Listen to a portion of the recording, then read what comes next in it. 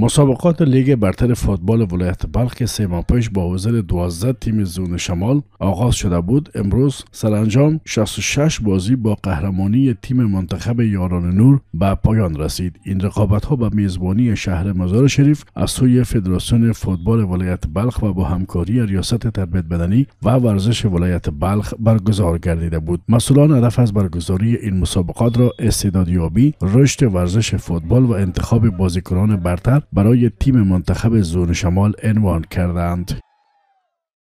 مسابقات لیگ برتر فوتبال ولایت بلخ جمعاً 66 بازی در بر گرفت که تیم یاران نور قهرمان دور مسابقات شد. امسال بخیر مسابقات زون را پیدا کردن. تیم یاران نور که سطح ورزش به فضل خداوند که رو به بهبود است، خوب است، جوانان ورزش میکنن، مسابقات دوام دارن، پای در پای مسابقات دوستانه. این مسابقات رسمی بود که یاران نور نماینده ولایت بلخ در مسابقات زون شد.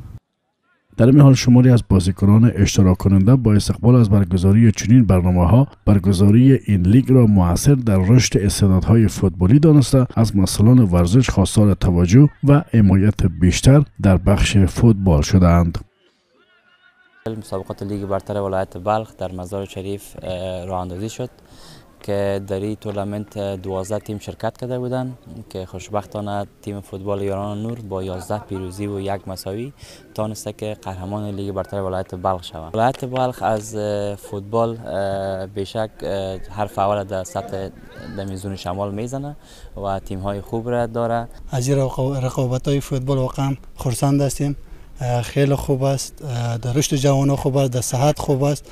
واقعا یک برنامه خیلی خوب است. هر کس که ورزش میکنه برش سعادتمندی به بار میاره، مثلا از ترک اعتیاد از این چیزا جلوگیری میکنه. در پایان مسابقات جام قهرمانی، مدال ها و لوایح تقدیرنامه ها از سوی مسئولان برای تیم قهرمان و چهره های برتر بازیکنان این لیگ اهدا گردید.